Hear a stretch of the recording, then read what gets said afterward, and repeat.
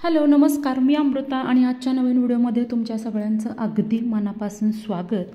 तर पशुपती व्रताबद्दलची माहिती आपण आजच्या व्हिडिओमध्ये बघणार आहोत। याआधीही मी पशुपती व्रत कसं करायचं ह्याचा एक व्हिडिओ डिटेल पोस्ट केला होता, पण काही नवीन सबस्क्रायबर यांनी कमेंट करून पुन्हा एकदा मला एकदम डिटेल माहिती देण्यासाठी विनंती केली, म्हणून खास तुमच्यासाठी पुन्हा एकदा पशुपती व्रताचा संपूर्ण विधी आणि संपूर्ण माहिती आजच्या व्हिडिओमध्ये जाणून घेणार आहोत।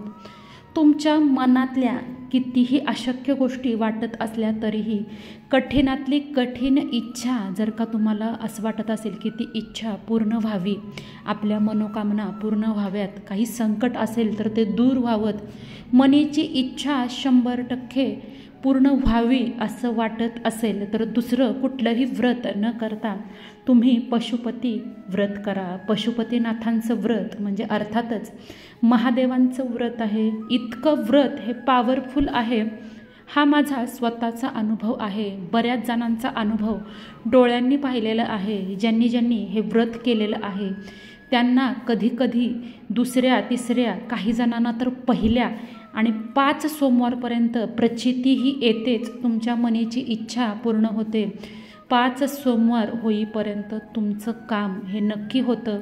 कुठली कामं अडकली असतील, कुठले अडथळे तुमच्या आयुष्यामध्ये येत असतील, कुठली अशी इच्छा असेल जी इच्छा तुम्ही अगदी सगळ्या देवांना बोलून झाली, विनंती झाली, खूप देवदेव केलं, पारायण केलं, सगळं आपण गावं वगैरे फिरून झाली देवांची, अगदी सगळीकडं आपण फिरून आलो, देवांना गाराने घातली, पण तरीसुद्धा तुमची इच्छा पूर्ण झाली नाही, मनाची इच्छा, जे काही तुमच्या मनात आहेत त्या गोष्टी, तर एकदा माझ्या सांगण्यावरून पशुपतीनाथाचं व्रत नक्की करा। या पशुपती व्रत हे मी इतकं 100% का सांगते, कारण ह्याचा अनुभव मला स्वतःला आलेला आहे आणि मी माझ्याबरोबर ज्या महिला ह्या व्रत करत होत्या त्यांचा स्वतःचा अनुभवसुद्धा त्यांनी माझ्याशी शेअर केला आहे। तर सगळ्या देवांमध्ये लवकरात लवकर प्रसन्न होणारा देव म्हणून आपण भोळा सांब महादेवांकडे बघतो। आपल्याला माहीत आहे कुठल्याही देवांमध्ये महादेव हे अत्यंत लवकर प्रसन्न होतात। आपल्या पौराणिक काळामध्ये, पुराणांमध्ये सुद्धा उल्लेख आहे की दैत्यांनी सुद्धा महादेवांची सेवा, महादेवांचं व्रत किंवा महादेवांना प्रसन्न करून, तपश्चर्या करून महादेवांना सहजासहजी प्रसन्न करून घेतात आणि त्यांचा आशीर्वाद मिळवतात। जर का दैत्यांना महादेव प्रसन्न होऊ शकतात तर ते आपल्याला का नाही? तर नक्की करायचे हे व्रत। महिला, पुरुष, कोणत्याही वयोगटातली माणसं, लहान मुलं, मुली, कुमारिका, अगदी कुणीही हे व्रत करू शकतात। हे व्रत फक्त आपल्याला 5 सोमवारी करायचं आहे। या व्रताचे मात्र काही नियम आहेत, नियम अगदी सोपे आहेत, उपवास करायचा सुद्धा अगदी सोपा आहे, अजिबात अवघड काही नाही, पण हे जे सोपे सोपे नियम आहेत ते आपण कटाक्षानं पाळले पाहिजेत। आणि जर का तुम्ही अगदी मनापासून श्रद्धेनं जर का हे पशुपतीनाथाचं व्रत केलं तर 100% फळ हे तुम्हाला मिळणार, ह्याची गॅरंटी मी देते। तुम्ही हे व्रत करून बघा आणि तुमची इच्छा फलित झाल्यानंतर आपल्या कॉमेंट सेक्शनमध्ये तुमचा अभिप्राय नक्की द्या। चला तर मग व्हिडिओला सुरुवात करूया। सगळ्यात आधी हे महादेवांचं व्रत आहे। या भोळ्या सांबांच्या व्रतामध्ये आपल्याला अवघड असं काही नाही आहे। महिला ज्यावेळेस हे व्रत सुरू करतात तेव्हा त्यांची मासिक पाळीची तारीख लक्षात ठेवून त्यांनी ह्या व्रताची सुरुवात करावी। मासिक पाळीनंतरच्या येणाऱ्या पहिल्या सोमवारी तुम्ही हे व्रत करू शकता, म्हणजे कमीत कमी अडचणी तुम्हाला या व्रतामध्ये येतील।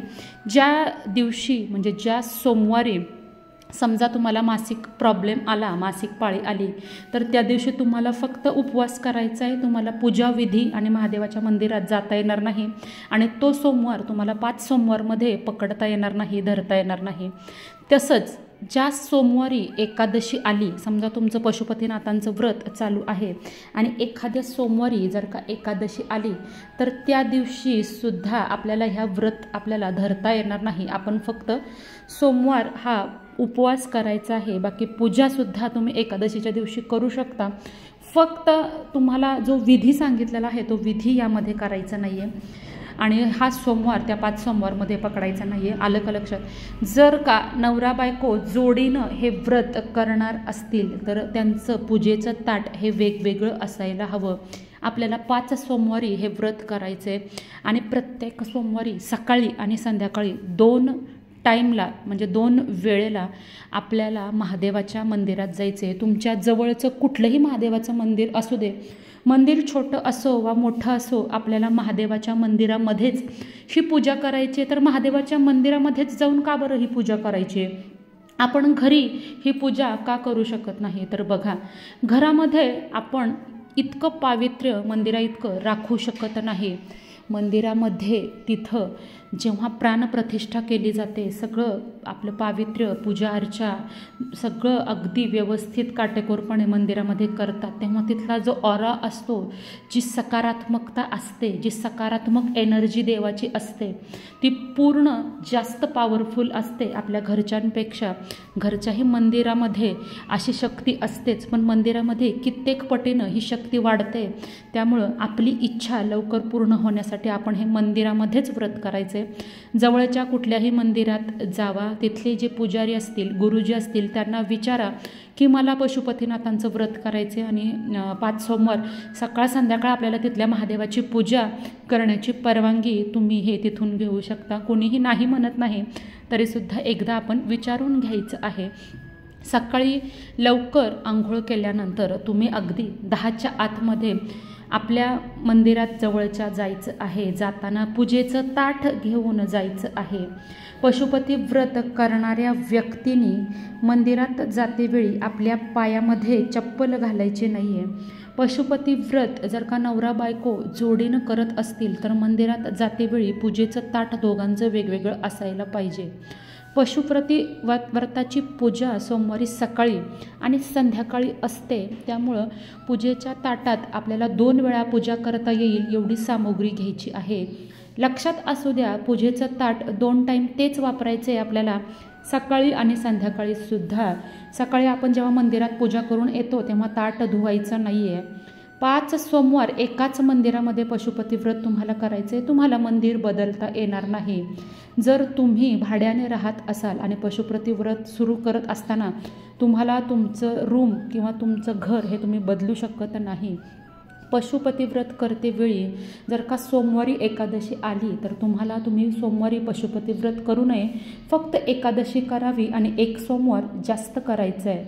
पशुपती व्रत करते वेळेस जर का मासिक पाळी आली तर त्या दिवशी फक्त उपवास करायचा आहे, मंदिरात जाऊन पूजा करू नये आणि 1 सोमवार जास्त करायचं आहे. पूजा करते वेळी श्री शिवाय नमस्तुभ्यं किंवा ओम नमः शिवाय हा पुरुषांनी आणि नमः शिवाय हा मंत्र स्त्रियांनी जप करायचा आहे. संध्याकाळच्या पूजेला आपण जाताना कायम 5 कणकेचे दिवे तिथं लावणार आहोत. ते दिवे तुपाचे असावेत, पण घरातून निघताना आपल्याला 6 दिवे घेऊन जायचं आहे. 5 दिवे तिथं ताटामधून काढून मंदिरात महादेवाच्या पिंडीसमोर प्रज्वलित करायचं आहे आणि 1 दिवा आपल्याला घरी संध्याकाळी येताना आणायचं आहे. आणि ज्यावेळी तुम्ही घरामध्ये प्रवेश करता तेव्हा घराच्या समोर उभं राहून तुमच्या उजव्या हाताला हा दिवा, 1 राहिलेला दिवा जो मंदिरातून आपण आणलेला आहे तो प्रज्वलित करायचा आहे. शक्यतो कणकेचे दिवे घ्या, मातीचे दिवे केले तरी चालतील, पण प्रत्येक सोमवारी तुम्हाला 6 दिवे हे लागतील आणि आपल्याला मग कणकेचे दिवेच आपल्याला व्यवस्थित सोयीस्कर पडतील. त्यामुळे कणकेचे दिवेच तुम्ही वापरा. श्रावण महिन्यात हे व्रत केलं तर चालतं का? तर अगदी चालू शकतं, पण शक्यतो श्रावण महिन्यात आपण हे श्रावणी सोमवार हे करत असतो. त्यामुळं पशुपती व्रत हे अधिक महिना आणि श्रावण महिन्यामध्ये करू नये, कारण श्रावणी सोमवारचं सुद्धा तितकंच महत्त्व आहे. त्यामुळे श्रावणात आणि अधिक महिन्यामध्ये आपण हे व्रत करायचं नाही आहे. पशुपती व्रत करताना तुमच्या घरामध्ये किंवा तुम्ही स्वतः नॉनव्हेज पूर्ण बंद करावं लागतं. जेव्हा तुमचं उद्यापन होईल तोपर्यंत तुम्हाला नॉनव्हेज स्वतःला खाता येणार नाही आणि आपल्या घरामध्ये सुद्धा बनवता येणार नाही. जसं आपण श्रावण महिन्यामध्ये आपल्या घरामध्ये नॉनव्हेज बनवत नाही, तसंच पशुपती व्रत सुरू केल्यानंतर सुद्धा उद्यापन होईपर्यंत नॉनव्हेज खाण्यास घरामध्ये आपण टाळायचं आहे. पूजा करताना आपल्याला कुठल्या दिशेला चेहरा आपलं तोंड करून बसायचं आहे। तर लक्षात ठेवा, पशुपती व्रत करताना महादेवाच्या मंदिरात आपण रोज पूजा करणार असाल तर त्यावेळेस आपण शिवलिंगावर जे पाणी जे जल अर्पण करतो त्यावेळी आपण आपला चेहरा हा उत्तरेकडेच करायला हवा, म्हणजेच आपल्याला दक्षिणेच्या बाजूनं बसावं लागेल, म्हणजेच आपला चेहरा हा उत्तरेकडे असेल आणि शिवलिंगावर ते पाणी अर्पण करावं लागेल। व त्यानंतर तुम्ही पश्चिमेला किंवा पूर्वेला बसून उर्वरित पूजा केली तरी चालेल, कारण पशुपती व्रत हा आपल्या इच्छा आकांक्षा पूर्ण करण्यासाठी तुम्ही महादेवाकडं मागणी करत असता। त्यामुळे पूजा तुम्ही कुठेही बसून करू शकता, परंतु पाणी अर्पण करताना दक्षिणेकडे बसून आपलं मुख आपलं तोंड उत्तरेकडे असणं गरजेचं आहे। त्यानं आपल्या मनीच्या इच्छा आकांक्षा देवाधिदेव महादेव हे लवकर पूर्ण करतात। परंतु बघा, प्रत्येक मंदिरामध्ये खूप गर्दी असते, आपल्याला असं जर का अडचण आली आणि त्यामुळे जर का आपल्याला जागा नाही मिळाली तर तुम्ही जिथे जागा मिळेल तिथं बसून तुम्ही ही पूजा करू शकता। घरात असलेल्या शिवलिंगाची पूजा केली तर चालेल का? तर पशुपती व्रत करतेवेळी आपल्याला घरातील शिवलिंगाची पूजा करून हे व्रत करता येणार नाही, कारण मंदिरामधलं जे शिवलिंग हे स्थापित केलेलं असतं आणि ते कधीही बघा मंदिरातलं शिवलिंग एका जागेवरून दुसऱ्या जागेवर हलवता येत नाही। त्यामुळे पुराणांमध्ये असं सांगितलेलं आहे की मंदिरामध्ये देवाधिदेव महादेवांचा वास असतो आणि आपल्या घरातील देवघर एका जागेवरून दुसऱ्या जागेवर हलवलं तर आपली महादेवाची पिंड म्हणजे शिवलिंगसुद्धा आपण एका जागेवरून दुसऱ्या जागेवर हलवतो। त्यामुळं मंदिरात जाऊनच पशुपती व्रताची आपल्याला पूजा ही करायची आहे। पशुपती व्रत करताना किती बेलपत्र वाहावी लागतात? तर पशुपती व्रत करताना जर तुमच्याकडे बेलपत्र उपलब्ध असतील तर तुम्ही 108 बेलपत्र प्रत्येक सोमवारी वाहिले तरी चालतील, किंवा कमीत कमी 1 बेलपत्र तरी तुमच्याजवळ नक्कीच असू द्या। संध्याकाळच्या पूजेला सुद्धा तुम्ही सकाळी जेवढे बेलपत्र अर्पण केलेलं आहे तेवढेच संध्याकाळच्या पूजेला सुद्धा तुम्हाला तेवढे बेलपत्र अर्पण करावे लागतील। त्यामुळं आपल्याला सकाळची आणि संध्याकाळच्या पूजेचं एकत्र सामान हे आपल्याला न्यायचं आहे। म्हणून सकाळी जेव्हा आपण पूजेचं ताट तयार करतो त्यामध्ये दूध संध्याकाळच्या पूजेला सुद्धा वापरता येईल, पाणीसुद्धा संध्याकाळच्या पूजेला वापरता येईल तितकं न्यायचं आहे। भस्म आपल्याला आणायचं आहे। घरी आणलेल्या आपल्याला दिव्याचं काय करायचं आहे? तर जो एक दिवा मगाशी सांगितलं की आपण मंदिरातून घरी घेऊन येतो तो मुख्य द्वाराच्या उजव्या बाजूला प्रज्वलित करावा लागतो आणि तो दिवा मावळल्यानंतर त्या दिव्याला तुम्ही गाईला खाऊ घालू शकता किंवा वाहत्या पाण्यामध्ये सोडून देऊ शकता। आरती करताना महादेवाच्या मंदिरामध्ये 5 दिवे उचलून ते ताटामध्ये ठेवून आरती करायची का? तर मंदिरात घेऊन गेलेले 5 दिवे आपल्याला शिवलिंगासमोर एखाद्या पेपरवरती ठेवायचे आणि ते प्रज्वलित करायचे। ते दिवे उचलून ताटामध्ये ठेवून कधीही पूजा करू नये। पूजेच्या ताटामध्ये जी आरती तुम्ही घेऊन गेला आहात त्या आरतीनंच तुम्हाला तिथं देवाची आरती आपल्या महादेवाची आरती करायची। तर नैवेद्यामध्ये मीठ असलं तर चालतं का? तर पशुपतीनाथाचं व्रत करतेवेळी आपण जो नैवेद्य संध्याकाळी दाखवतो त्याला मीठ चालणार नाही, हा नैवेद्य कायम गोड करावा।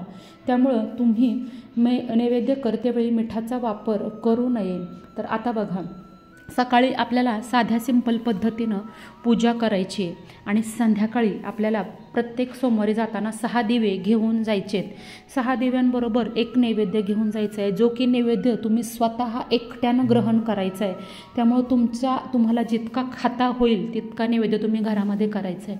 अगदी बघा, एका छोट्या वाटीचा शिरा करून आपल्याला महादेवाच्या मंदिरात समजा नेला पहिल्या सोमवारी, तर महादेवाच्या मंदिरामध्ये तिथं पूजा केल्यानंतर त्या प्रसादाचे तुम्हाला 3 भाग करायचे आणि 2 भाग हे महादेवाच्या मंदिरामध्ये ठेवायचे आणि 1 भाग नैवेद्य घरी आणायचं आहे। घरी तो तुम्ही म्हणाल की आता मुलांना देते, घरच्यांना सगळ्यांना मिळून मिसळून खायचं, तर असं नाही। जे पशुपतीनाथाचं व्रत करणार तो नैवेद्य कुणालाही शेअर करायचा नाही, कोणालाही वाटायचा नाही। तो नैवेद्य तुम्ही एकट्यानं ग्रहण करायचं आहे। त्यामुळं तुम्हाला जितका खाणं शक्य आहे तितके 3 भाग नैवेद्य करायचं आहे। म्हणजे आता तुम्ही पहिल्या सोमवारी समजा शिरा केला, दुसऱ्या सोमवारी सांजा केला, तिसऱ्या सोमवारी शेवयाची खीर केली, तर अगदी थोड्या प्रमाणात करा. किंवा खडीसाखर नेली, गूळ नेला तरीसुद्धा चालतो. किंवा एखादी बर्फी तुम्ही घेऊन गेला तर त्या बर्फीचे सुद्धा तिथं 3 भाग करायचे, पेढे असतील त्याचे 3 भाग करायचे आणि तो प्रसाद 2 भाग महादेवाच्या मंदिरामध्ये आपल्याला ठेवायचा आहे आणि 1 भाग प्रसाद हा घरी आणायचा आहे. तर शेवटच्या सोमवारी उद्यापनाच्या वेळी आपल्याला 6 दिवे आणि गोड नैवेद्य न्यायचा आहे का? तर हो. पशुपती व्रत हे उद्यापन करताना शेवटच्या सोमवारी म्हणजे 5व्या सोमवारी सुद्धा आपल्याला 6 दिवे आणि नैवेद्य घेऊन जायचे.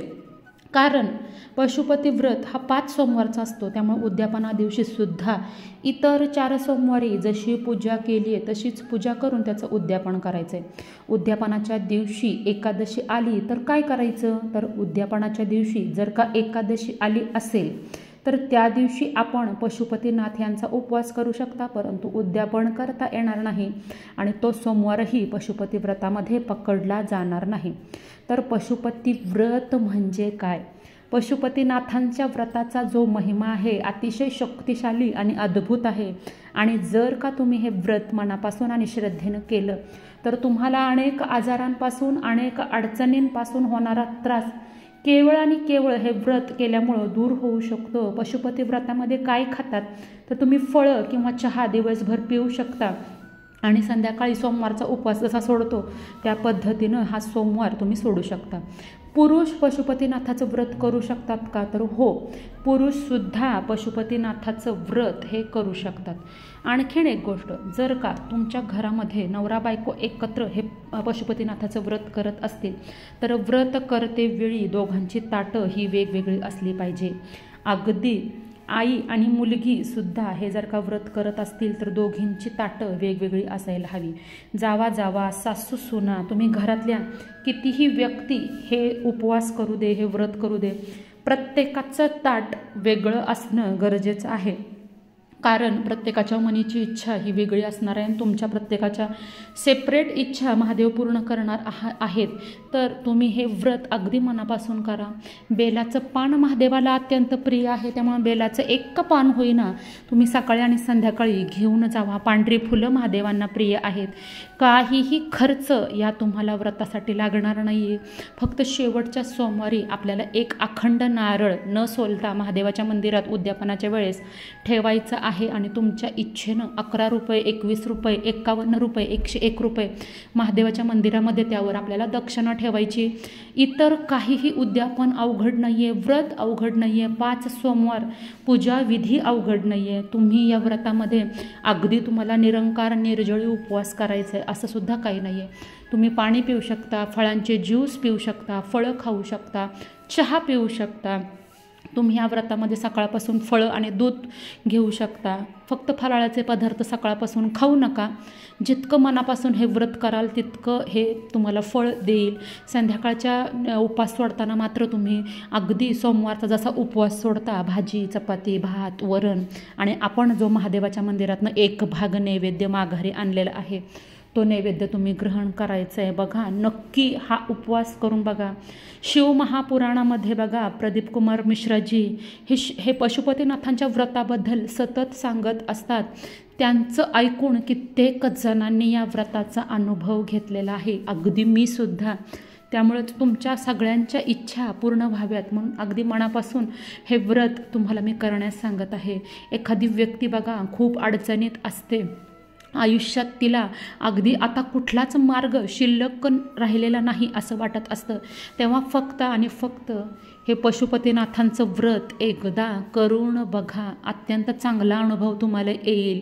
5 सोमवारी पूजा करताना अखंड तांदूळ आपल्याला देवाला व्हायचे आहे आणि फक्त शेवटच्या उद्यापनाच्या दिवशी जेव्हा आपण नारळ आणि काही दक्षिणा ठेवतो तेव्हा तुम्हाला 108 कुठल्या तरी गोष्टी व्हायच्यात. आता कुठल्या? अवघड अजिबात नाही.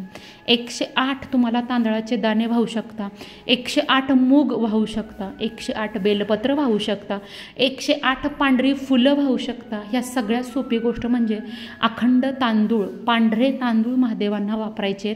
आपण पशुपतीनाथांचं व्रत करताना शक्यतो पांढऱ्या रंगाचं वस्त्र परिधान करा. जितकं श्रद्धेनं आणि जितके हे नियम तुम्ही पाळाल तितकं व्रत अधिक फलदायी फलदायी होतं. मनापासून व्रत करा, तुमचे अनुभव माझ्याबरोबर शेअर करा, तुम्हाला नक्की ह्याचा गुण येणार आहे. मी अगदी मनापासून ह्या गोष्टी तुम्हाला सांगत आहे. मी संपूर्ण डिटेल्समध्ये माहिती देण्याचा प्रयत्न केला आहे. तरीसुद्धा तुम्हाला एखादा प्रश्न, एखादी अडचण, एखादी गोष्ट विचारायची असेल तर मला कॉमेंट सेक्शनमध्ये विचारा. तुमच्या प्रश्नांची नक्की उत्तरं मी देईन. आणि आपला आजचा व्हिडिओ जर का आवडला असेल तर व्हिडिओला नक्की शेअर करा. ज्या लोकांना या व्रताची गरज आहे त्यांच्यापर्यंत हा व्हिडिओ नक्की पोहोचवा. व्हिडिओला लाईक, शेअर करा. कमेंटमध्ये ओम नमः शिवाय लिहायला अजिबात विसरायचं नाही आहे. आणि अजूनपर्यंत तुम्ही आपलं चॅनल सबस्क्राईब केलं नसेल तर चॅनलला सबस्क्राईब करा. लवकरच भेटूया नवीन व्हिडिओमध्ये आणि नवीन माहितीसोबत. तोपर्यंत माझ्याकडून सगळ्यांना श्री स्वामी समर्थ. ओम नमः शिवाय.